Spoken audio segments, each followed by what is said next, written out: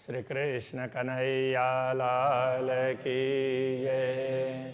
श्री निजानंद स्वामी की जय। श्री प्राणनाथ प्यारे की जय।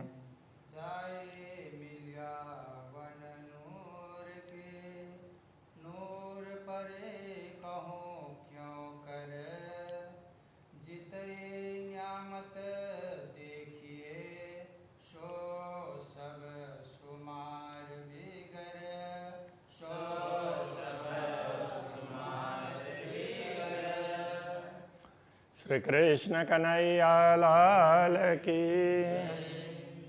ये बड़े वन के वृक्षों की चर्चा चल रही थी। अब रंग भवन के आगे की चर्चा आरंभ कर रहे हैं। अब कहूँ आगू अरस के और जोए किनारा। अब रंग भवन के आगे यमुना जी के दोनों किनार की बात करते हैं। बन मोल नूर मकान सोहे जोए के पार।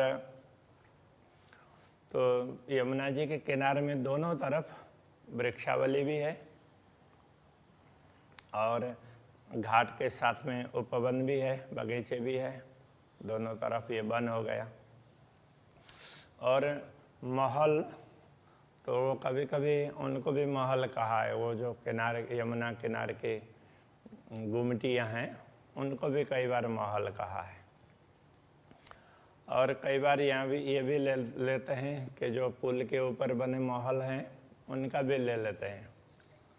तो इस तरह से तो ये यमुना जी के दोनों किनारे में वन और महल, मुझे तो यही सही लगता है कि दोनों तरफ वृक्षावली है और उसमें गुमटियाँ भी है दोनों तरफ।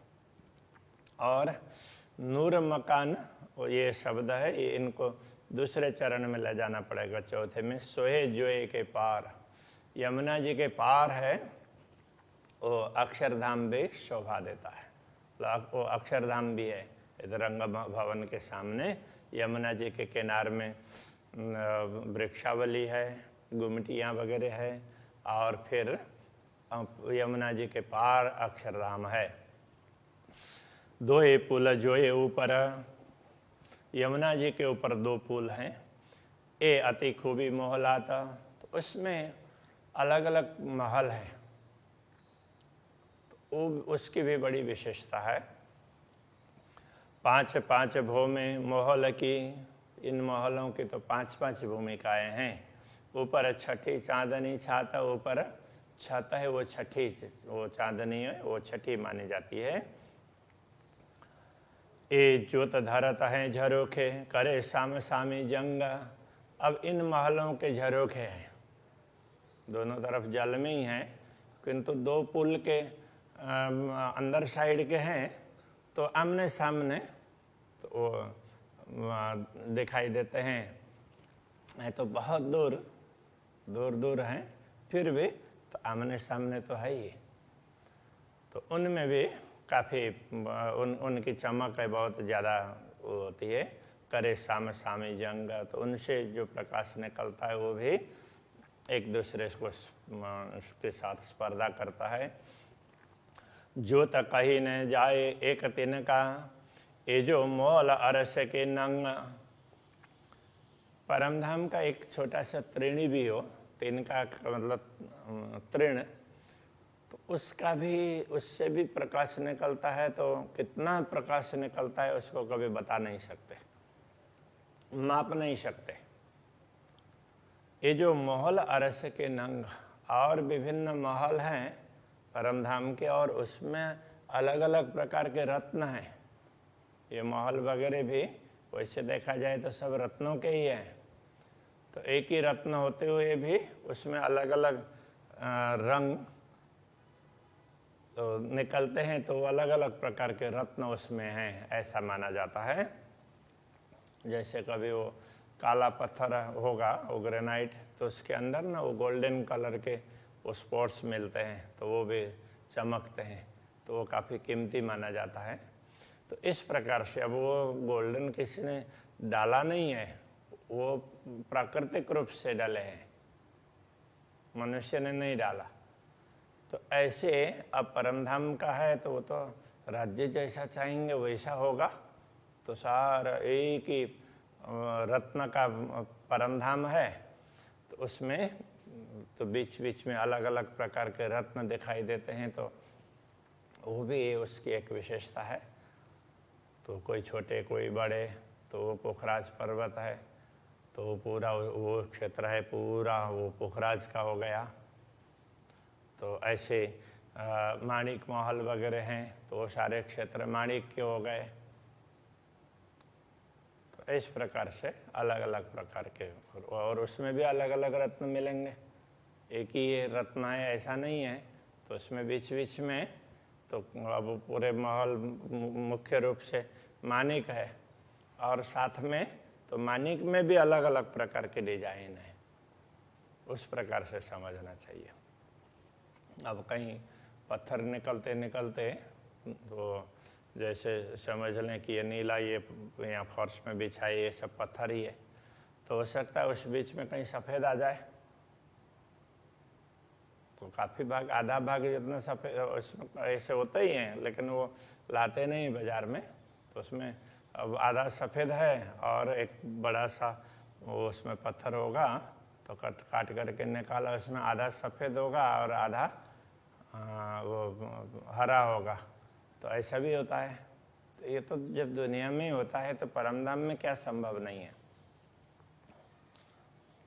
तो पर ये रत्न है, एक तिनके का भी प्रकाश बहुत होता है, तो रत्नों का प्रकाश है वो तो कितना होगा।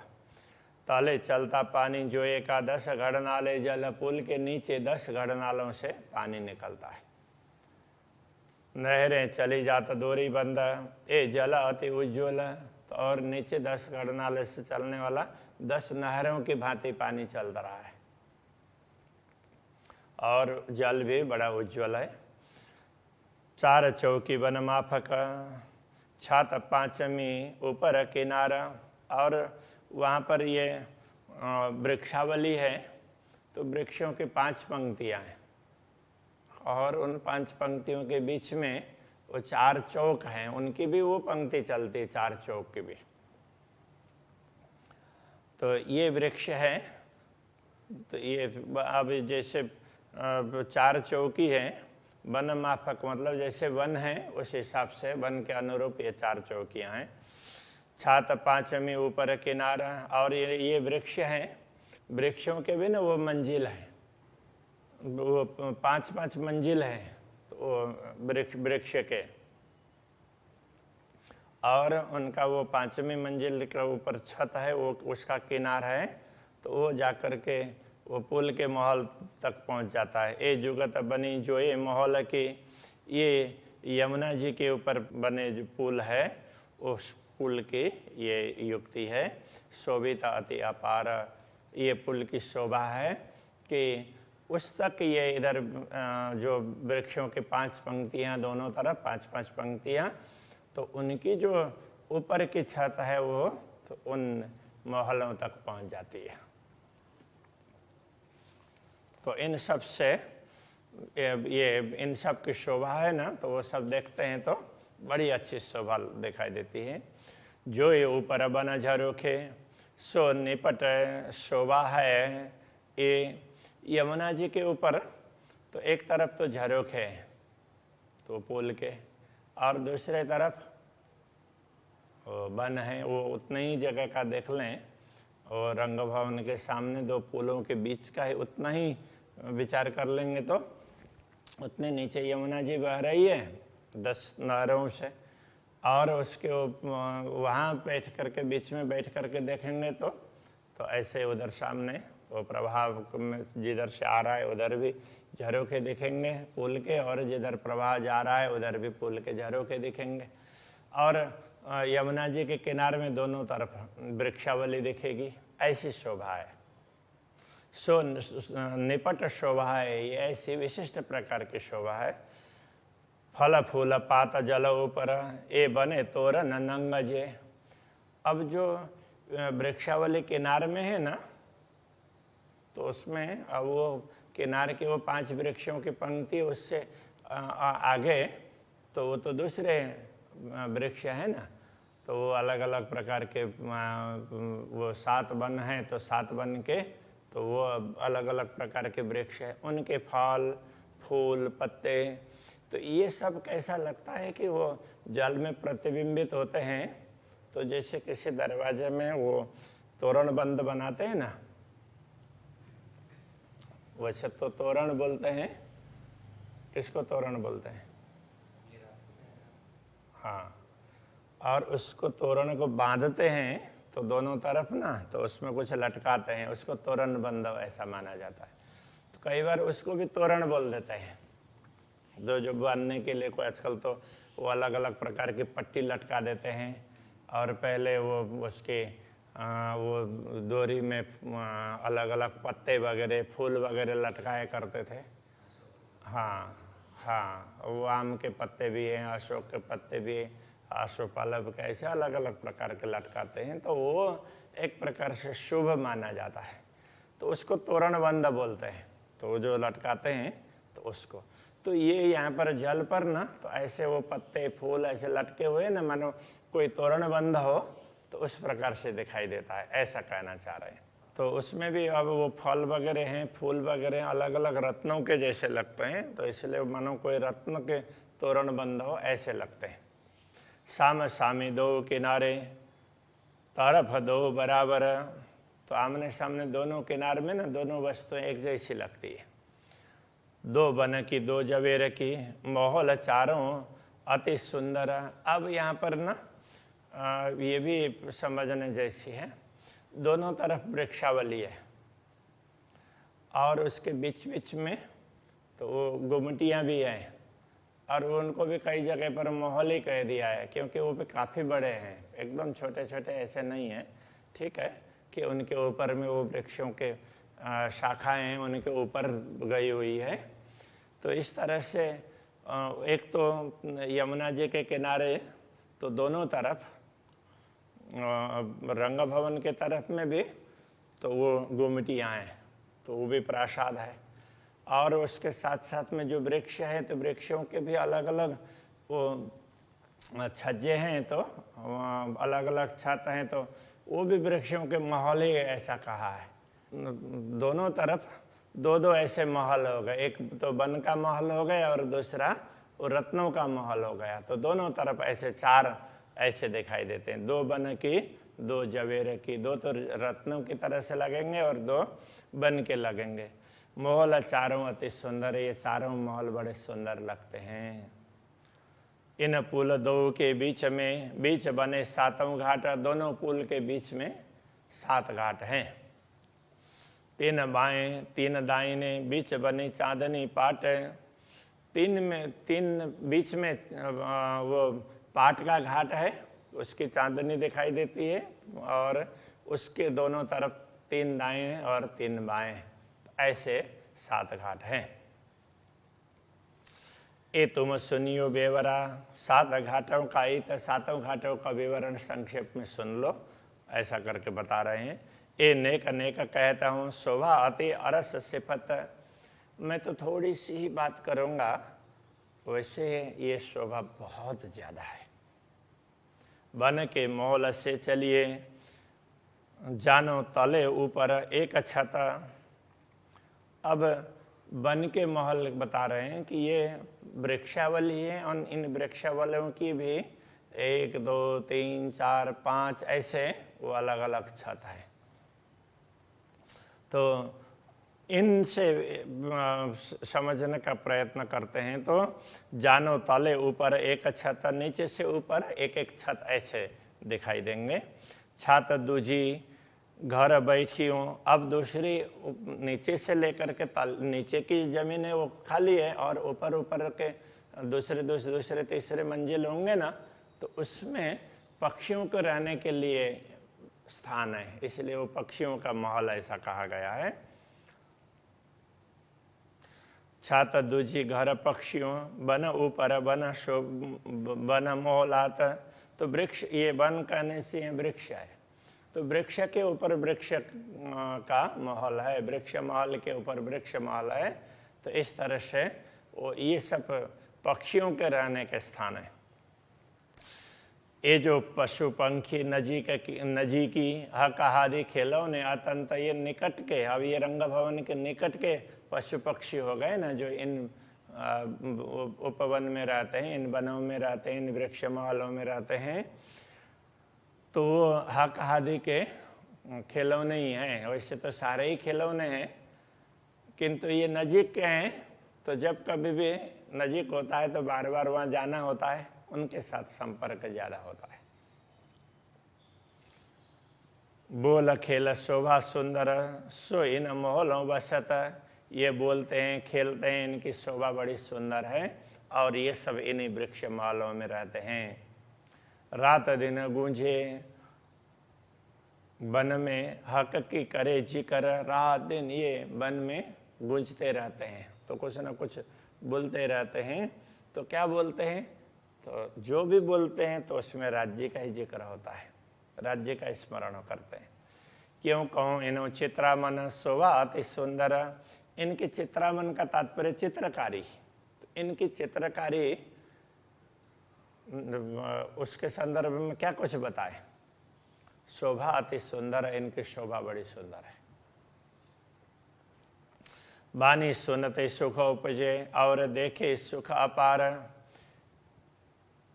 इनकी वाणी को सुनते हुए भी बड़ा आनंद आता है और इनको देखते हैं, इनके रूप रंग को, तो वो भी बड़ा अच्छा लगता है। या पशु या जानवर शोभा न आवे माही सुमार, पशु हो या पंखी पक्षी, दोनों की शोभा का कोई पारावार नहीं है। तीन घाट आगू अरस सके जाम्बू अमृत अनार, रंग भवन के सामने के जो मुख्य तीन घाट है, तो उनकी बात ये कर रहे हैं। तो वो बीच में अमृत है और एक तरफ जाम्बू है और दूसरे तरफ अनार है। सो अनार पहुंचा अरस को दो दो भर किनारा, तो वो ये अनार का वन है वो रंग भवन की दीवार तक पहुंच जाता है। अब ये दो कहने से तो बीच का जो अमृत का घाट है, ये घाट नहीं अमृत का वन, तो वो घाट और वन को ना ऐसे मिक्स करके बता देते हैं। तो बीच में जो अमृत का वन है वो तो रंग भवन की दीवार तक नहीं पहुंच पाता है, वैसे तो थोड़ा सा दीवार तक पहुंचता है, लेकिन उसमें क्या है कि ये समझाना चाह रहे हैं वो पूरा पूरा सीधा दीवार तक नहीं पहुंचता है, तो बीच में चांदनी चौक आती है, तो तीसरे हिस्से में। और ये बाकी जो दो है उसके दोनों तरफ के दो वन हैं, वो सीधा सीधा वो दीवार तक पहुंचते हैं, तो वो चबूतरे के दीवार तक पहुंचते हैं। दो दो भर किनारा, वो दोनों किनारे के साथ में दोनों तरफ के बगीचे हैं, वो उसके चबूतरे के किनारे दीवार तक पहुंच जाते हैं। घाट तीन हास 50 लौ, बीच बड़े दरबार, तो ये रंग भवन के जो वो पूर्व तरफ के जो 50 पहाड़ है, तो वहाँ ये 3 उपवन हैं, 3 बगीचे हैं। 2 घाट लगे 2 हिंडोलों, 2 घाट हिंडोलों पार, और उससे आगे के जो 2 वन हैं, या घाट कहने से वन समझ लेना चाहिए कि उससे आगे के 2 वन हैं। अब आगे तो ये 3 वन हो गए, तो अब आगे 4 चाहिए ना, दोनों तरफ 2-2, उसमें से जो 2 हैं दोनों तरफ के एक वो हिंडोले से जुड़े हुए हैं। तो एक तरफ वो ताड़वन के हिंडोले हैं और दूसरे तरफ बट पीपल की चौकी के, और 2 घाट हिंडोलों पार, और दूसरे 2 वन हिंडोलों को भी पार करके आगे तक पहुंचे, और एक तरफ उधर कुंज निकुंज वन के तरफ में जाएगा तो नारंगी का घाट है, और उसके तरफ में केल के उपवन के केल का उपवन है, तो वो आगे बड़े वन के वृक्षों तक चला जाता है। तो इस प्रकार से वो बता रहे हैं, हिंडोलों के पार तक पहुंच जाते हैं। ये जो पाट घाट अमृत का, तो जो पाट का घाट है तो उसके साथ में अमृत का वन है। सो आया आगू चबूतरा, तो वो चबूतरे तक पहुंचा है। तो उसमें बीच में क्या है, तो वो कह रहे हैं चौक चौड़ा हिस्से तीसरे, तो उसके तीसरे हिस्से में बड़ा सा चौक है। वैसे तो वो कितने मंदिर का, 166 मंदिर का चांदनी चौक है, और वो भी तीसरे हिस्से में है, और दूसरे हिस्से हैं दोनों तरफ उसके और रह जाते हैं। हाँ, तो वो उसके ये आम्र बन के, ये अमृत बन के, ये इस प्रकार से चौक चौड़ा हिस्से तीसरे हिस्से में बड़ा चौक है। इत दीदार हो तो जानवर, यहाँ जानवरों को दर्शन होते हैं। तो राजी श्यामा जी ब्रह्मा आत्माएं आते हैं, और वहाँ चांदनी चौक में 2 चबूतरे हैं, तो उन चबूतरों में सिंहासन वगैरह है, ब्रह्मा आत्माओं को बैठने के लिए कुर्सियाँ हैं, वो भी आरामदायी कुर्सियाँ हैं, वो आराम से बैठते हैं, और पशु पक्षी वहाँ आकर के परेड करते हैं, और उन सबको देख करके उनको बड़ा अच्छा लगता है। ता बीच चौड़े 2 चबूतरे, अब उस चांदनी चौक में वो लंबे चौड़े 2 चबूतरे हैं, तो भी कितने मंदिर के हैं, 33 मंदिर के लंबे चौड़े चबूतरे हैं। ऊपर हरा लाल दरखत, एक तरफ हरा वृक्ष है और दूसरे तरफ लाल वृक्ष है, और उत्तर की तरफ में लाल चबूतरा आता है तो लाल वृक्ष है, और दक्षिण की तरफ वो क्या आता है, बट पीपल की चौकी वगैरह आती है, तो वो हरा वृक्ष है। हाँ, और दक्षिण की तरफ इस प्रकार से, तो एक हरा और दूसरा लाल, इस तरह से वृक्ष है। छाया बराबर चबूतरे, उन वृक्षों की छाया पूरे चबूतरे, वो वृक्ष कैसे फैले हैं, पूरे चबूतरे तक उनकी शाखाएं फैली हुई, जैसा चबूतरा है वैसे वृक्ष है। ये निपट शोभा है, तो ये शोभा एक अलग प्रकार की शोभा है, बहुत अच्छी शोभा है। लंबा चौड़ा 4 हाथों बराबर डोरी बंध, तो ये चांदनी चौक है, तो ये कैसा है, वो 4 पहल वाला ऐसे चौरस बता दिया, लंबा चौड़ा बराबर, तो चौरस है, बराबर डोरी बंद, और सीधा सीधा भी है। अनेक रंग बन इत का शोभित अनेक सनंद, तो उसके सामने, चांदनी चौक के सामने जो अमृत वन है, उसमें अनेक प्रकार के वृक्ष है। अमृत वन है, आम के वृक्ष तो है, मुख्य वृक्ष आम के, बाकी अलग अलग मेवे के वृक्ष वगैरह भी हैं, तो इन सब की शोभा बड़ी सुंदर है। वन गिरदवाए अरस के देखा है आगों द्वारा, रंग भवन के चारों तरफ के वृक्षों को देख करके हम आगे आए हैं, ऐसा कह रहे हैं, द्वार के सामने आए हैं।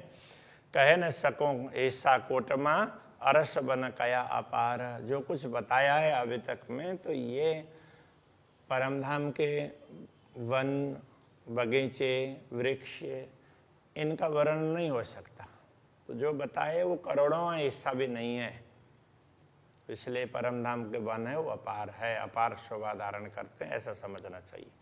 वन में फिर के देखिए अरस अजीम के गिरदवाए, परमधाम के चारों तरफ वन में घूम करके देखा तो क्या पाया, एकल छाया वन की, तो वो वृक्षों की छाया है ना, तो सबके एक ही उसमें वो वृक्षों का छत है, चारों तरफ जिधर जाओ एक समान लगता है, ऐसा बता रहे हैं। तो वो छाया एकदम जुड़ी हुई है, एक ही छाया है ऐसा लगता है, इस तरह से कह रहे हैं। वैसे तो ऊंचे नीचे थोड़े से होंगे, क्योंकि वो लाल चबूतरे के तरफ के वृक्ष हैं वो ऊंचे हैं, और उनकी तो सीधी सीधी वो उसमें पहुंच जाती है 10वीं भूम में जा कर के, 10वीं चांदनी में जा कर के वो शाखाएं पहुंच जाती है, तो इनकी तो छत बहुत ऊंची है, किंतु चारों तरफ ना वो छत ही छत है वृक्षों का, ऐसा लगता है, ये कहना चाह रहे हैं। तो एकल छत्री कहने से एकल छाया बने की तले जिमी जो तक कहीं न जाए। ऊपर तो वो वृक्षों की छत जैसी लगती है और नीचे भूमि है और वो बड़ी चमकती है। वन छाया दीवाल लगा झूमत झरोखे पर, तो कहीं कहीं तो ये वन की छाया है, तो वन की ये वृक्षों की शाखाएं वो दीवाल तक पहुंची हुई हैं और वो झरोखे के साथ में भी ना वो वृक्षों की शाखाएं झूमती रहती है, हवा आती है तो ऐसे ऐसे झूलती रहती है। ठाड़े होए के देखिए आवत चांदनी लो नजर, खड़े होकर के देखते हैं तो चांदनी तक तो इस प्रकार का दृश्य दिखाई देता है। तो ये खड़े होकर के देखने की जगह तो एक तो लाल चबूतरा की तरफ है और आगे चांदनी चौक में। तो ये चांदनी चौक में खड़े होकर के देखते हैं तो वो ऊपर छत की चांदनी तक, ये रंग भवन की चांदनी तक ऐसी शोभा दिखाई देती है। फिरती गिरदवाए चांदनी, तो ये रंग भवन की चांदनी है, तो वो चारों तरफ, उसके चारों तरफ देखते हैं तो बाहर के साइड में नवो भौम झरोखे, नवो भूमिकाओं में वो झरोखे हैं। गिरदवाए बिचारी गिनती 6000 हर हार के, यदि गिनने लग जाएं, विचार करके गिनने लग जाएं तो बाहर के हार 6000 मंदिर के हैं, ठीक है, उसमें द्वार वगैरह भी आ जाते हैं और दूसरे भी और आ जाते हैं, लेकिन वो गिनती 6000 की ही मानी जाती है। तो इस हिसाब से एक एक भूमिका में 6-6000 इस प्रकार के वो झरोखे हैं, तो वो बाहर निकले हुए हैं। ऐसे वो चांदनी के चारों तरफ ये झरोखे दिखाई देते हैं। वो ऊपर चढ़ करके देखें, ऊपर क्या वो आसमान से आसमान में सवार होकर के देखेंगे तो ऐसा दिखाई देगा। तो वो चांदनी ऐसी है और चांदनी के चारों तरफ उनके झरोखे हैं, ऐसे दिखाई देगा। ऐसे ऊपर की ओर से देखेंगे तो ऐसा लगेगा। यही आत्मा को पूछ के नवो भौम करो विचार, आत्मा को पूछ करके तो नवे नौ भौम का विचार कर लो कि चारों तरफ ऐसे वो झरोखे हैं। ले भौम से लग चांदनी, ये भी हारे 6000। और नीचे की भूमिका से लेकर के, प्रथम भूमिका से लेकर के ऊपर नौवीं भूमिका के सब के गिनते हैं तो 6-6 हजार ऐसे हैं। प्रत्येक भूमिका में 6-6 हजार, ऐसा समझ लेना चाहिए। कहीं थोड़े से कम हो जाते हैं किंतु उसको बहुत गिनते नहीं। स्थान तो 6000 का ही है, इसके हिसाब से पूरा 6000 ही मान देते हैं।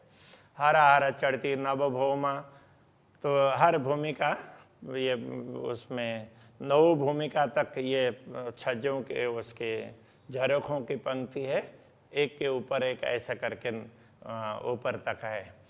6000 फिरती हरा हारा, हर पंक्ति 6-6 हजार की है, तो ऐसे 9 भूमिका तक तो कितने हो जाते हैं, तो 54,000 हो जाते हैं ना। तो वो बताना चाह रहे हैं जमा भय नवभौम के कुल मिला करके अर्ध लाख 4,000, आधा लाख का तात्पर्य 50,000 और 4,000 54,000 ऐसे हो जाते हैं। झरोखे कई विध के गिनती हुए क्यों कर, झरोखे कई प्रकार के हैं, छोटे बड़े ऐसे हैं, फिर भी उनको तो हम वो 54,000 ही बोल देते हैं।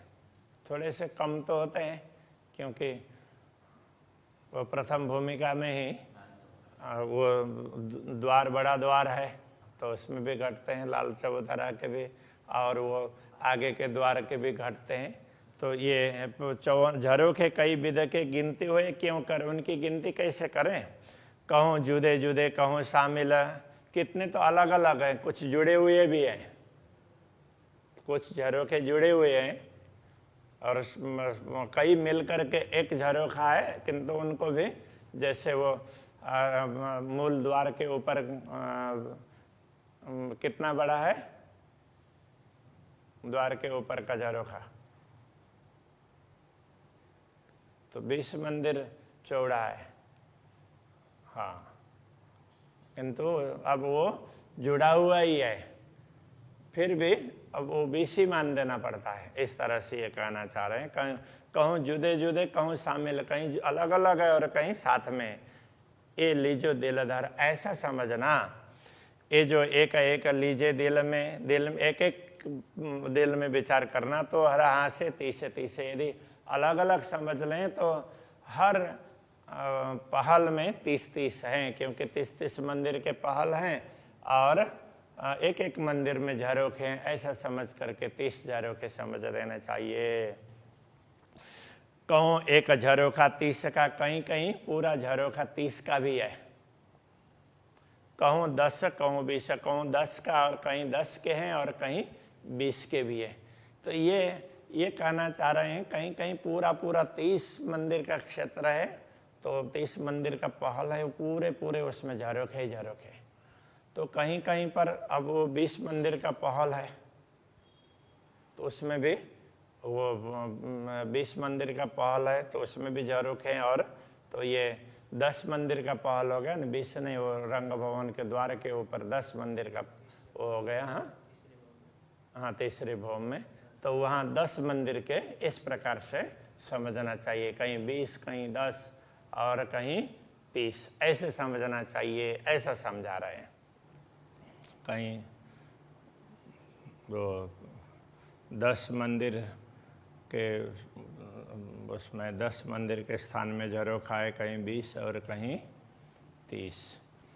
देखो अब ये द्वार वाला पहल है, वो कितने मंदिर का है? 10 मंदिर का। तो उसमें जितने भी झरोखे हैं 10 मंदिर के ही है ना, 10 मंदिर के स्थान में ही हैं। वो कोई जुड़े हुए हैं और कोई अलग अलग हैं, तो ऐसे यहाँ जुड़े हुए हैं। अब उसके साइड वाले 2 पहल है, हाँ 25-25, हाँ। तो अब ये उसके हो गए। कहीं यहाँ कहना ये चाह रहे हैं कहीं 10 मंदिर हैं, 10 मंदिर के झरोखे जुड़े हुए हैं, कहीं कहीं 20 मंदिर के भी जुड़े हुए मिलेंगे और कहीं 30 मंदिर के भी जुड़े हुए मिलेंगे। बाकी तो सब अलग अलग ही है। गिर दबाए कठेड़ा चांदनी, क्यों कहूँ खूबी जुबान। तो चारों तरफ ये छत में ना चांदनी की बात चल रही है, तो चारों तरफ वो कटहरा है चांदनी में। क्यों कहूँ खूबी जुबान, तो उसमें उसकी विशेषता की बात क्या करें। अरस एक ही जवेर का, एक ही विध रंग रस जान। वैसे तो पूरा परमधाम एक ही रत्न का है, इसलिए एक ही प्रकार का समझना चाहिए। वो एक ही रत्न में भिन्न भिन्न रत्नों का उसमें दिखते हैं। कहीं जड़े हुए जैसे लगेंगे, कहीं पूरा अलग सा जुड़ा हुआ है ऐसा लगेगा। इस प्रकार से कई विध की तो बैठकें जुदे जुदे कई ठौरा। तो यहाँ कई प्रकार की बैठकें छत में चांदनी में, और बैठने के स्थान भी भिन्न भिन्न प्रकार के। चारों तरफों अरस के देखी एक पे एक और। जो चारों तरफ देखते हैं तो एक से एक विशेष स्थान दिखाई देते हैं। हर खांचों 60 गुमटियाँ। हर खांचे कहने से वो गुर्ज के बीच का स्थान है। तो उसमें 30 मंदिर का स्थान है, तो उसमें 2-2 गुमटियाँ हैं, तो 60 गुमटियाँ हैं। शोभित फिरती हार, वो चारों तरफ एक जैसी शोभा है। ए झरोखे कंगूरे। अब वो 2 गुमटियों के फिर साइड में कंगूरे हैं। बीच में तो 2 गुमटियाँ हैं और फिर कंगूरे, और तो उनको अब झरोखे के ऊपर समझ लो तो भी चलेगा। बैठक 12,000।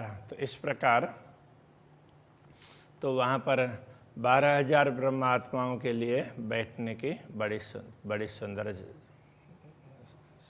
जगह है।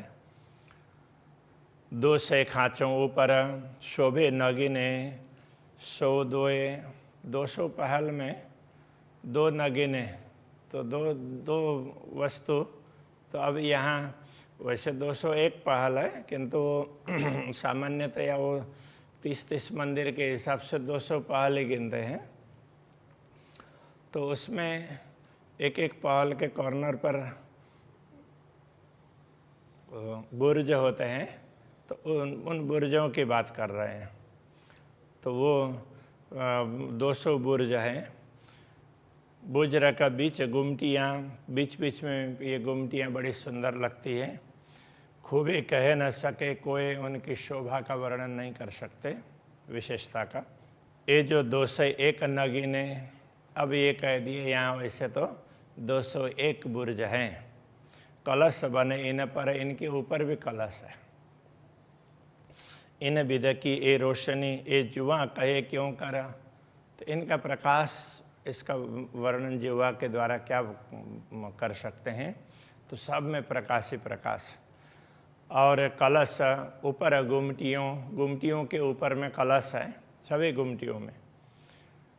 ये जो कहे कंगुरे 12,000, वो गुमटियों के दोनों तरफ वो कंगुरे हैं, तो ये कंगुरे 12,000 हो गए। ये ज्योत जुआ ना कह सके झलकारों झलकार। जिह्वा के द्वारा इसका वर्णन नहीं हो सकता। चारों तरफ वो चमक ही चमक है। कलशों पर जो बेरखे, कलश के ऊपर ध्वजा पताकाएँ हैं। ध्वजा और पताका एक ही उसको बोलते हैं, तो उसके लिए यहाँ बेरखा कहा। सो क्यों कहूँ रोशन नूर, उनसे भी प्रकाश निकलता है। और वो तो लहराते हैं, तो प्रकाश वो तो और चमक होगी, तो उससे तो किरणें ऐसी ऐसी हिलती रहेगी। ये जो बनी बराबर गिरदरवाए, वो बीच आसमान जहूरा। तो चारों तरफ की ये शोभा है। और बीच में चांदनी, तो उसकी अलग शोभा है। तो ये सारी चीज़ें वो चांदनी वहाँ भी शोभा देती है और आसमान में भी शोभा देती है। कहे मुख जेता कहे, सो सब हिसाब के माही। हम अपने मुँह से वर्णन करें जिह्वा के द्वारा, तो कितना भी कहें, वो सब तो एक सीमा के अंदर आता है।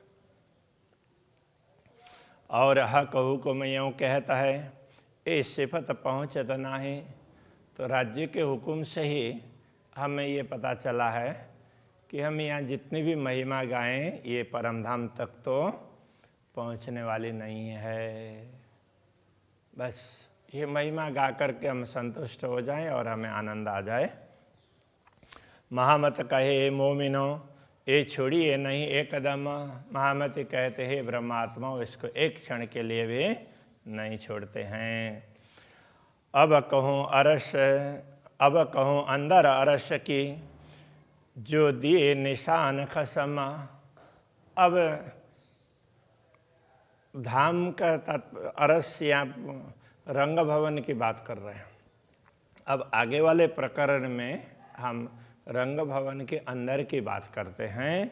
जो दिए निशान खसमा, जिसके लिए धामधनी ने हमें अलग अलग प्रकार से संकेत किए हैं। सदगुरु के द्वारा समझाया, भिन्न भिन्न धर्म ग्रंथों के द्वारा समझाया, इस प्रकार से। श्री कृष्ण कन्हैया लाल की।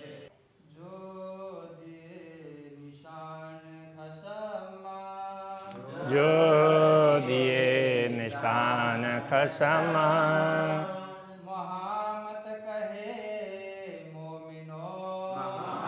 मत कहे मोमिनो,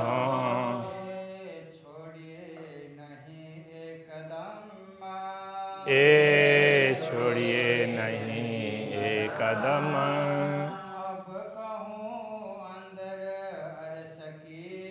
अब कहूँ अंदर अरस की।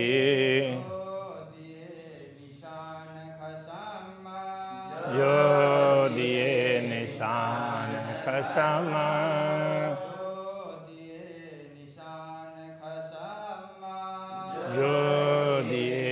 शान खसम